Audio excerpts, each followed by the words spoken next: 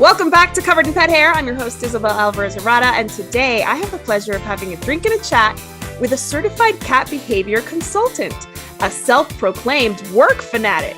She's a Nashville resident. She's dog mom to a rescued Sheltie named Griffin, cat mom to a cat named Pearl. She's author of 8 cat behavior and training books, 3 of which I'm going to mention. Think Like a Cat, Catwise, and Cat versus Cat. She's a pioneer in the field of cat behavior consulting. Her name is Pam Johnson-Bennett. Welcome, Pam. It's so good to have you on the show. Hi, I'm looking forward to this. It's so much fun. Yay, I'm so excited. You have so much expertise. You've been doing this before anybody was doing this. Yeah, before you were born, probably. No, highly doubt that. I'm pretty sure I was not even that young a child, but thank you. I'll take that as a compliment. But I am so fascinated by how you got your start and all that. But before I get into the details of how Pam took bad advice and took it to making everybody's life better, I want to introduce our drinking game today. So anybody at home, if you're participating in our drinking game, anytime you hear this word, make sure you take a drink of whatever you're enjoying. But please be over 21 in the US to partake, never drink and drive, and always drink responsibly. So what are you having tonight, Pam?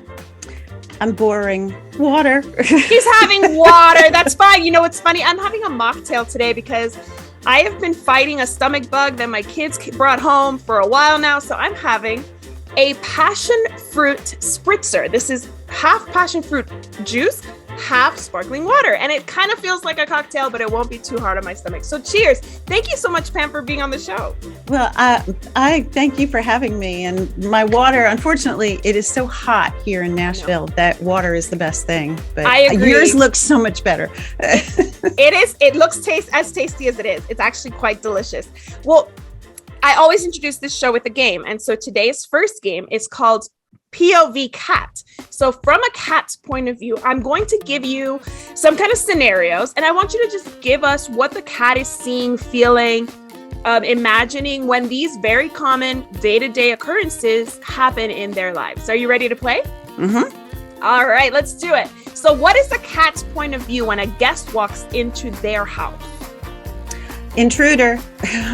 Is that their first instinct? Yes, because cats are territorial, so they take comfort in predictability and familiarity. So somebody coming in, strange smells, strange sound, they have to first make sure, are you friend or foe? So there are social cats who will greet anybody and they've been well socialized, but basically it's, I would view you with suspicion. Yes, very much so. They protect themselves that way. We should all do a little bit of cat suspicion initially when meeting people. All right, the next one, the process of packing and moving to a new house. What's the cat's point of view? Terror.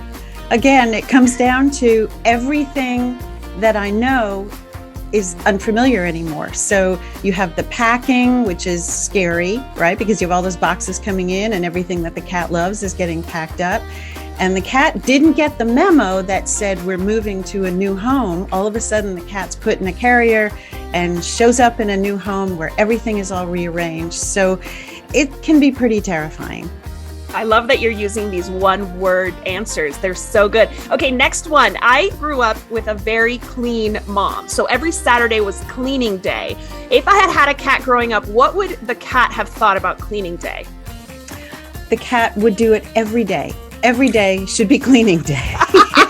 Clean the litter box, clean yourself, make sure the food bowl and the water bowl are clean. So yes, I have been accused of having OCD, so I relate to cats. Yeah, well, they really like their clean environment, so they're not upset if we start mopping and like cleaning, right? They're cool with it? No, the only thing you have to be careful of is the chemicals you use, the products that you use. Yes. You have to make sure that they're safe. And if you're doing something like mopping the floor, you don't want to let your cat back in until that's dry. So you have to remember everything that the cat's paw touches or anything the cat rubs against could eventually end up in the cat. So you have to be very safe. But yes, in terms of like litter box and like food bowl of your cat, especially if you feed dry food, don't just keep heaping dry food in that bowl and never cleaning it out. Right. Yes. Cats are by default very clean animals, so they prefer a clean bowl any day of the week. How about this one? Family is preparing a nursery for a baby. What is the cat's point of view about this new thing that's happening? Oh, new toys for me initially, right? It's all these fun things coming in. You've got a little chair for the cat to sit in, which is basically, a high chair, which is like a new cat tree. Right. You have the crib, which is, wow, I get this really comfy bed. So initially it's interesting and a lot of fun, but then when the baby comes, not so much fun. So my advice is do things very gradually, let the cat get comfortable with things, and introduce the baby very carefully and slowly. But cats, they don't like change, but sometimes they can have a hard time distinguishing whether something you bought is for them or not for them. So I think they should think it's for them until told otherwise. That's kind of how I operate. Well, Pearl, my cat, thinks everything is hers. So I just gave up. It's hers. It's yours. Even my cell phone, it's yours, Pearl. All right, so the next one is holiday dinner. Any holiday you can imagine. The dinner's being prepared and it's lots of dishes and lots of smells. What's the point of view of the cat? All kinds of interesting food to check out, but unfortunately it can be very dangerous food. When we think of holidays like Thanksgiving, you've got turkey, where you've got things that the cat could get, the poultry bones, or get something that's not safe. Cooked poultry bones can splinter. So you want to make sure that even though it's very enticing from the cat's point of view, it's not safe. Right. So you have to make sure your cat stays safe. But holidays are kind of like a mixed bag because there's all these great smells of the food, but then you have all the strange people. So it's like, what are we going to do? So from a cat's point of view, maybe the safest place is to hang out in the kitchen where all the good food is. Yeah, I would too. It's smart. How about a hurricane or severe storm is actually happening?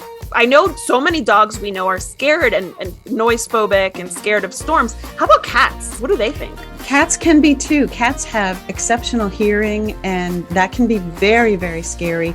We tend to associate things like thunderstorm fear with dogs because, they whine and they bark and they run around, and with cats, it can be that they hide. So we may not realize that they really are terrified. So my advice is make sure your cat has safe places to go, whether it's hideaway places or if the cat wants to hide in the closet.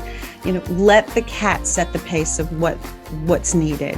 Don't pull the cat out and try to comfort him if what he wants is to just stay hidden. Right. Smart. All right. Next one. You bring Pearl a new cat toy. What's Pearl's perspective on the matter? Another thing for me is awesome. Yes. Oh yeah. Pearl loves her cat toys. In fact, she has a new one that was unexpected, and those of you who follow me on Facebook know this saga. I was pulling clothes out of the dryer, and I used dryer balls, and a dryer ball fell out of the dryer, and Pearl decided this is the greatest toy ever. So yes, she has it. I've given up on it, and now have bought new ones. Is it a wool? Is it one of the wool ones? Yeah, it's one of the wool ones, and I do watch it to make sure she's not chewing on it and loosening any of the wool, so you have to be careful with that. But she loves it because it's easy to kick and roll around. She has so much fun, and I don't have the heart to take it away. It's it's like all the toys that she has, and trust me, Pearl has a lot of toys. I get sent a lot of toys. The dryer ball right now is the toy. That's hilarious. That is so awesome. And they're healthier than dryer mats, dryer sheets. Yes, so that's why. It's why you have them. So that makes perfect sense. And if you can make sure that she's not ingesting the wool, I feel like it's the perfect toy. How about a cat that is purring on their human's lap? What's their point of view? Well, purring is kind of mysterious, and it can have different meanings. So I would say if the cat is on your lap, chances are that's happiness, contentment, absolute joy and love. But keep in mind, cats purr for various reasons. So the cat who's purring while in the cage at the veterinary clinic or in a shelter, it's not the same as the cat who's purring on your lap. So you always have to read the room, see what's going on. But for the most part, in your lap, that's heavenly. That's so interesting that you should say that about a cat purring at the vet, because I interviewed in my season 1, I interviewed Dr. Edward Bassenthwaite, who is a holistic veterinarian. And he said that purring is potentially like a self-soothing mechanism for them, right? So it would make sense. Right. It has many meanings. It is at the vibration. The vibration is at a level that encourages bone mending and healing. So cats can do it for that reason. It's a self-soothing behavior. It also can be done when cats are in a frightening situation, maybe to try to calm an opponent. Wow. So that's where you really have to see what's going on in the environment. But we all are familiar with that wonderful sound. I mean, to me, there's nothing better when Pearl, climbs up in my lap or gets up on the bed next to me and starts purring. I love it. It's medicine for me.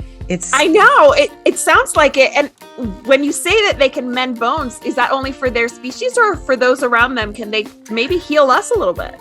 I don't know. Maybe if the cat is laying across you. I mean, a few years ago, I fell and broke my wrist, and maybe if Pearl had laid across it and purred, maybe the healing would have been better. That's something to try if I ever knock on wood. Let's hope nobody gets injured and breaks the bone. All right, next one. The humans in the house, whomever they may be, are arguing. What is the cat's point of view? It's very confusing because cats have very sensitive hearing.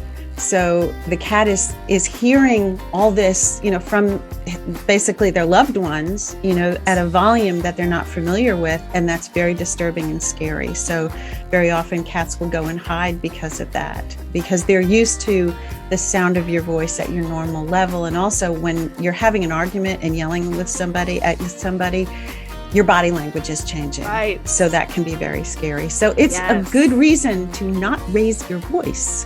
Yes. I read, I think on your website, that cats hear, 3 times louder than we do, at least? Oh, they have so much better hearing than we do. I mean, imagine they can hear the squeak of a mouse, the ultrasonic sound of a mouse. So they're hearing things, not even dealing with yelling or having an argument. Think of how loud you might be playing music or have the TV on.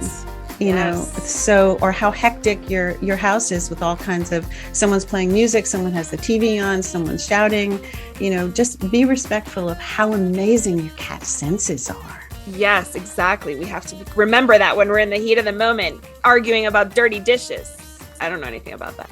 All right, next one. So we actually finished the game. So next question I have for you is, I heard in many of the podcasts that I listened to preparing for our show that the reason you ended up as America's favorite cat expert was because you got some really bad advice from a veterinarian. Really bad. Many, many decades ago. I had 2 kittens that I adopted. I did not like cats, did not know anything about cats, and proceeded to do everything wrong. All the things I lecture people on now, I did. And so when I brought them to the veterinarian when they were adults, they were poorly behaved. And I was struggling, and I was asking the veterinarian for advice. And he said, these cats are awful. Just put them to sleep. And there are so many other cats in the world. Get other cats.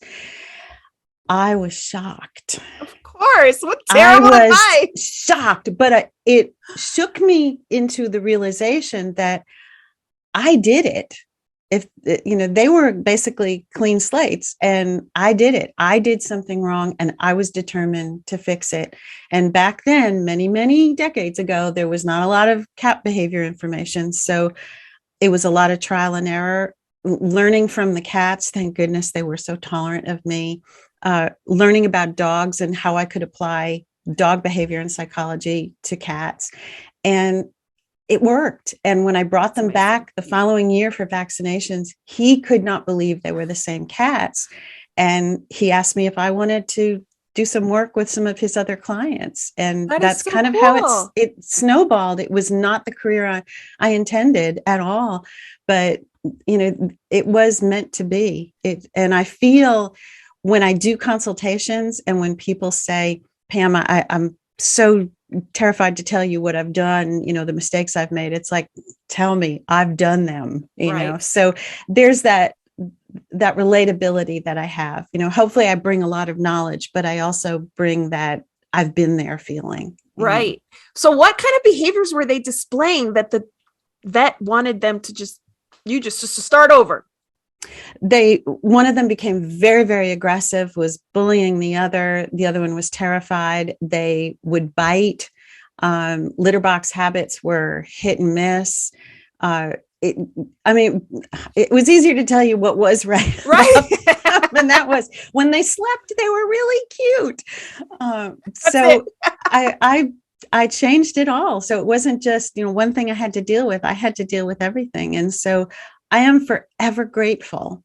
And I think of, with all the consultations I've done over the years, and they've been countless, how tolerant cats are of us because of all the mistakes we make. We don't make them knowingly. I mean, we're trying to do our best, but oh my gosh, what they put up with, So you said you had never had cats before. What inspired you to get these cats?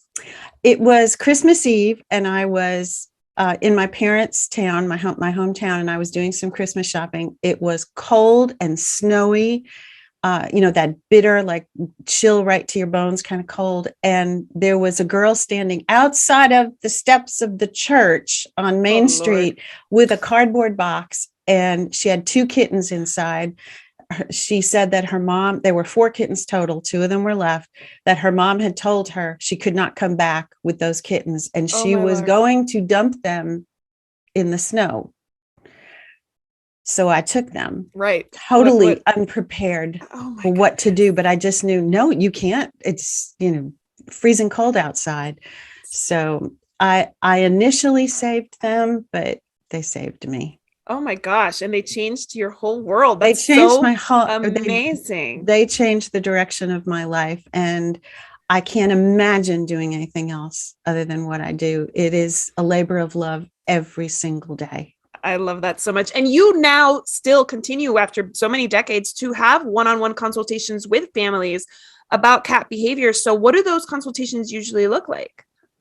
Well, right now I do a few house calls, but for the most part, ever since COVID, it's Zoom, a lot of Zoom consultations.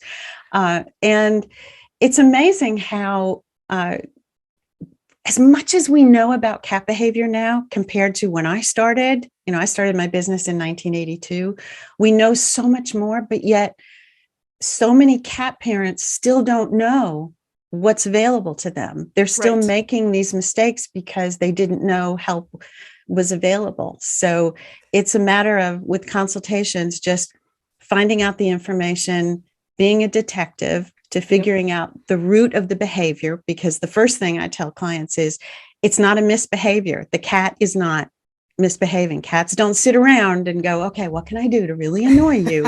Okay, well, I'll pee over here, or I'll scratch on the sofa. They don't do that. They're trying to solve a problem, and they repeat behaviors because they work. So our job is to be a detective, figure out what the cause of the behavior is, so we can set the cat up to succeed. And that's basically what we do. And I come at it with a little more knowledge and also an objective pair of eyes, as opposed to the cat parent who's just living in this and sometimes can't see, the forest through the trees. Absolutely. I completely agree. Sometimes you get, and usually I feel like people reach out to trainers and behavior consultants too late. So at that point, they're just so tense, the situation's so out of control, and you have to step in and calm everybody down. Right. And you can't expect, if the problem's been going on for 8 months, it's not going to get solved in a week, so you have to be patient. You have to be thankful for those little baby steps of progress. But again, it goes back to, I can't believe how tolerant cats are. I'm constantly amazed at what they have put up with, and especially when I see some of the, situations with consultations, it's like, oh my gosh, your cat should have smacked you upside the head a long time ago. Well, that's actually the perfect segue. We're going to take a break right now. But when we come back, I'm going to talk about 2 cats, introducing cats, multiple cats, cats versus cats. Don't go anywhere. I'll be right back after these messages from our sponsors. Welcome back to Covered in Pet Hair. I'm your host, Isabel Alvarez-Arrada, and today I have the pleasure of having a drink and a chat about cats with Pam Johnson-Bennett, who is basically the longest working, most experienced cat trainer I could find anywhere in the United States, because when she started, there was no training certification. She basically created the industry. And because she has so much experience, she sometimes specializes in multiple cat households, which can be very complex. Having one cat's probably easier than having multiple cats when it comes to behavior issues. Absolutely. Yes. Because when you have one cat, the cat owns everything. Basically, everything is mine. I wake up in the morning. Nobody's been in my litter box but me. Nobody scratched on the scratching post but me. And when you add another cat, it's as if a giant came along and shook the house up and everything is, wait a minute, who's been in my litter box, kind of situation. I find that when a cat parent has decided to add a second cat, they're a little more accomplished when they're doing more than two, if it's like the third or fourth cat. But when they decide to go from 1 to 2, they are terrified because of all the horror stories they've heard, and all the bad advice that has been given. It's almost as if they'd rather go to the dentist and have a tooth pulled than introduce that second cat. I mean, it can be very complex, which is why you wrote a book on it called Cat versus Cat. And that brings me to our second game today, Cat versus Cat. I'm going to give you some situations that do occur with multiple cats. And the thing I want you to kind of enlighten us on is what these kinds of things look like, what to look out for, because a lot of people may not recognize what's happening as these scenarios. Are you ready to play? Mm-hmm. All right. The first one is one cat is bullying another. What does that look like? It can be very subtle. Now, when we think bullying, you think of the kid on the schoolyard, beating somebody up or stealing their lunch. With cats, it can be a subtle look. It can be what looks like lounging in the hallway where the cat looks very relaxed, but really what he might be doing is blocking access to a resource. So just because you don't see the fur flying and screaming doesn't mean there isn't bullying going on. So with cats, because they don't want a physical confrontation, they do a lot of posturing. So that's where you have to pay attention to body language, which, you'll find information about that in Cat versus Cat. Yes. But they're very, very subtle. And sometimes you pick up on stuff and you realize, oh my gosh, there's been some serious intimidation going on here that I missed. Wow. And so would you say that cats are kind of passive aggressive a little bit in those scenarios? They know how to get maximum impact with minimal effort. Just a sideways glance, just a tilt of the ears, just, standing a little straighter with those paws. They know how to do it. And we might miss it, but the other cat doesn't miss it, right? Oh, the other cat doesn't miss it. What about if cats are challenging each other? What does that look like sometimes? It can be a stare down. It can be, where they're actually looking at each other and they're doing this. It's kind of a dance, where one cat is being offensive, directly staring, trying to look as big as they can, making direct eye contact, giving that stink eye. And the other cat may be kind of sideways, and maybe trying to look a little smaller, maybe doing conflicting body language where the cat is looking at the opponent, but the body's facing sideways, which is basically saying, okay, I'll fight you if I have to, but I really want to leave. Wow. So, postures can be very conflicting. You can also see things like one cat is on, let's say, the favorite chair by the window, and then another cat goes up and sits there and stares him down, and then that cat who was on the chair gets down. So wow, there are a lot of little things that, I just find cat behavior so fascinating. And if you really stop and watch your cats and the dance that they do, you can see not only if they're not getting along, but certain areas where they're not getting along. Like maybe they're fine in the living room, but it's at the food bowl where they have an issue. So it's very fluid. It can be that they can sleep on your bed just fine, but they fight when there's just one litter box that they have to deal with. That brings me to my next one, litter box ambushes, which is a term I found on one of your blogs. What does that look like? Is it as overt as ambush sounds? It can be pretty much, or it can be that subtle sitting there with a litter box, we think of privacy. We want privacy because that's what we want with the restroom. Right. But for cats, they want cleanliness and they don't want the litter box in the middle of, high traffic areas, but they need to be able to escape because they're very vulnerable when they're in there. Right. So if you have something like a covered litter box, it's one way in, one way out. So if you have cats who don't get along, one cat's in the litter box, another cat comes in and stares him down or attacks him in there, or sits on top of the box waiting to attack when the cat exits. Ooh. So you have to pay attention to whether you're really doing your cat a favor by creating a litter box that's so private.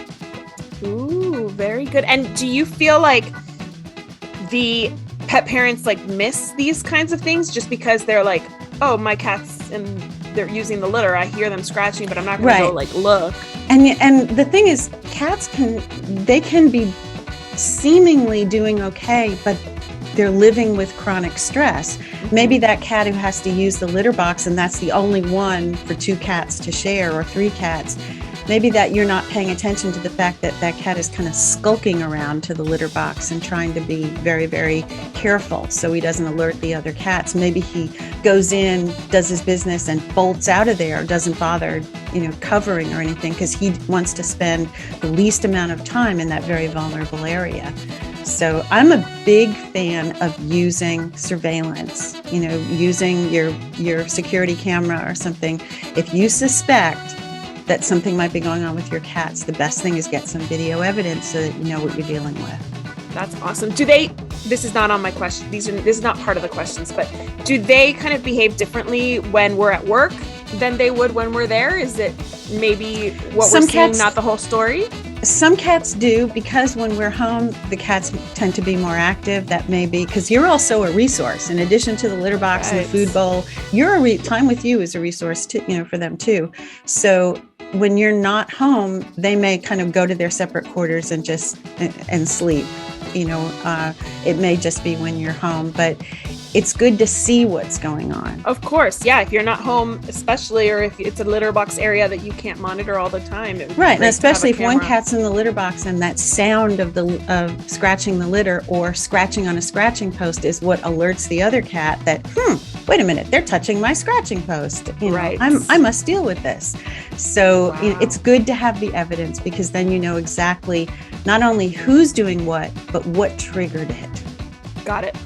How about a mishandled introduction? What would we do from that? Gosh. Okay. There are 2 horrible introductions. One is just throw them together and they'll work it out, right? We've all heard that horrible advice. Well, That's highly stressful. Chances are they'll never be friends and it's very dangerous. Then the other way people do it is they force the friendship. They'll put one cat in a carrier, the new cat in a carrier, and let the other cat kind of circle it. And that's awful. So what you want to do is put the new cat in a room. I call it a sanctuary room where that cat can just get their bearings and get comfortable. And then you do the introduction very gradually. You're not on a schedule for this. So if you want the cats to be friends for a lifetime, take the time to go a step at a time. And I tell my clients, go at the pace of the most stressed out cat. So if one cat's just dying to be friends, everything's good, but the other cat isn't ready, you've got to go at the pace of that cat. And the key is give them a reason to like each other. Ooh. How do we do that? You do it through basically bribery. It's treats, playtime, but it's the kind of thing where the 2 cats right now hate each other. It's like, oh, ever since you came here, I hate you. Things aren't safe. But then if they're just seeing each other very briefly and they're getting a treat or they're getting some food, it's kind of like, okay, I really hate you and I want to go after you, but there's something right here I can eat. I'll get you later, but then they get separated right after they've eaten that treat. And you gradually build that up to where they decide, okay, I don't really care whether you're here or not because I seem to get good things, when you're around. And then you can start to build on the friendship. That is awesome. So what about longtime enemies? What does that look like when cats just don't get along? You can have a situation where the cats never got along and you just missed it because you don't actually see any fighting, but they've been under stress. It might be a cat who you're constantly having to take back to the veterinarian because there's urinary problems and that are maybe stress related.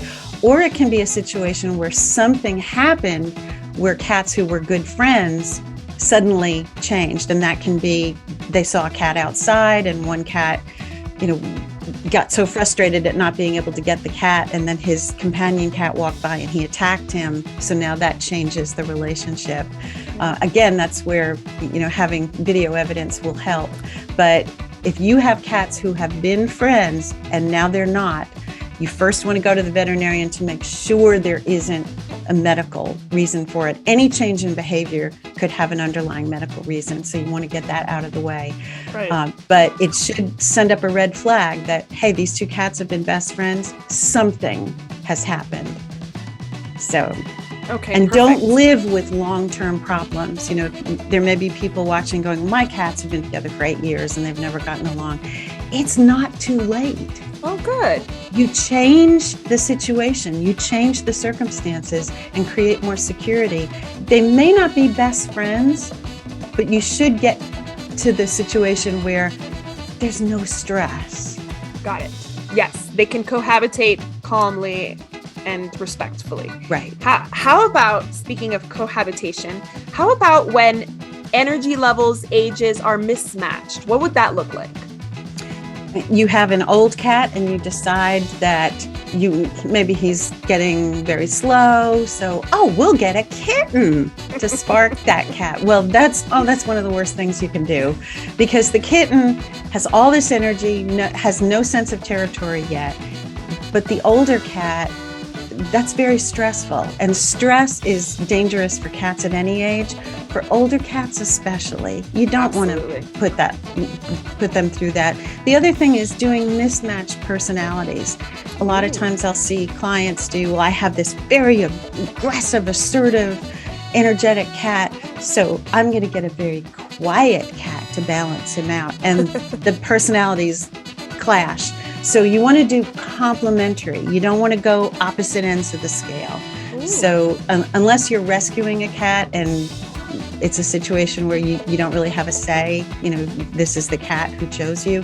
But if you are deliberately going out thinking, I want to get a companion for my feline, really try to match a complementary personality. And I would also say, make sure that's going to be beneficial for your cat. Your obligation is always to the cat or cats you currently have before you add to your cat family. That is great advice. Do you offer any kind of adoption consultation where you would help a family potentially choose their second, third cat? I do everything in consultations. I will help you if you're trying to figure out which cat to get or whether there should be a second cat. I love when people call me because they are just adopting and they want to do it right before they've made the mistake. Unfortunately, I don't get as many of those calls as I get after the fact. Right. But I will help you as much as I can. If you're in my area, in the Nashville area, I will go to the shelter with you and help you, find a cat.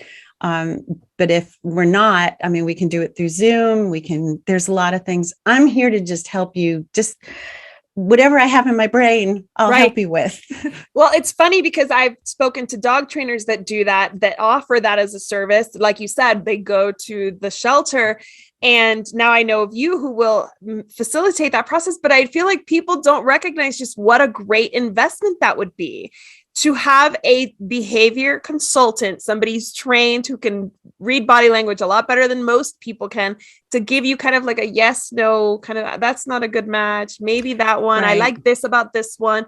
It's so invaluable. Why are pet parents not taking advantage of those services? I think it's because a lot of people still have the image that cats can't be trained. And people seem to be more deliberate with dogs, but it's, hey, we rescued this cat and this is what we got. And a lot of times that's what happens. All of my cats have all been rescues. They're not cats I chose. They were cats who chose me. And I made it work. But if you are in that situation where you're thinking, of adopting either your first cat. Maybe you don't have any cats at home, but you have an idea of what you want, based on your family situation, how young your kids are, or what you're expecting. Right. I love it when people are proactive and want to avoid behavior problems by setting things up right from the beginning. But we don't always get that. I am always, more often than not, the last call. Ugh, and it's so frustrating because they could have maybe prevented that. So tell me about this myth that I hear a lot. Cats do better in pairs. Is that a myth? Is it not a myth? Do they often do better in pairs? Are there cats that do better without a mate? It's like people. There are some people who don't want to live with anybody else. So there are cats that are really better off being solo cats. There are cats that definitely benefit. I think most cats, or many cats, benefit from a companion, the right companion. Mm-hmm. And I think you can have just as many problems in a big house with 2 cats as you could have in a small house with 5 cats. It's a matter of how you've set it up and the personalities of the cats and how you've distributed resources.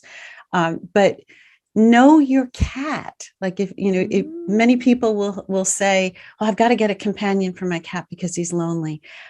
Maybe he isn't lonely. Maybe he's bored because you haven't done enough environmental enrichment. There may be things that you can do, and a second cat isn't the answer, or it may be. But know your cat. And the other thing that I hear is, if you have a male cat, you should get a female cat, or vice versa. To me, it's all about personality. It's all about complementary personalities. That makes perfect sense. So tell me about bonded pairs. We see a lot of times in rescues and shelters that they're adopting out bonded pairs. Are they always going to be a bonded pair? Does that change potentially if in a new home with new dynamics? It could change if there's already a cat at home and you have one cat and you're bringing in a bonded pair. That could put stress on the bonded pair. It's life. Things can change, but you're already starting out at an advantage if you adopt a bonded pair, because you're bypassing that initial get to know you. They also know how to read each other's body language. And that's very valuable, because cats don't have this specific rule book of, okay, this is what I'm going to do when I'm going to ask you to play. This is what I'm going to do when I want to be left alone. Cats are very individual and they can misread each other's signs. We do it as people. We misread each other's, signals for things. Right. So when you have a bonded pair, you already have that leg up where they kind of have their own language and understand each other better. And I would say, if you are thinking of adopting your first cat, adopt 2. Okay. It's so much easier initially. So, and it's not that much more expensive, after initial, vaccinations and checkup and everything. It's really not much more expensive, and the benefits are amazing. That is such good advice. So tell us, how can my audience learn more about you, your consultations, and all that you offer? Well, you can go to my website, which is catbehaviораssociates.com. I'm also on Facebook, Pam Johnson-Bennett, and Instagram, which is Think Like a Cat. So I'm there. You can find me. I'm everywhere. Yes, your website is chock full of information, great advice. You can get links to her books on there as well. I just want to propose a toast to you, Pam. Thank you so much for all that you do for the cats and for being my guest today. Thank you. This was so much fun. Thank you. I'm so happy you enjoyed it. I also want to propose a toast to my executive producer, Mark Winter. Thank you, Mark, and to our audience for joining us for these awesome conversations. Here's to a life covered in pet hair, because there's no better way to live. Right, Pam? Oh, absolutely. I'll drink to that. To learn more about Covered in Pet Hair, please visit coveredinpethair.com or petliferadio.com. Thank you for watching, and I'll see you next time.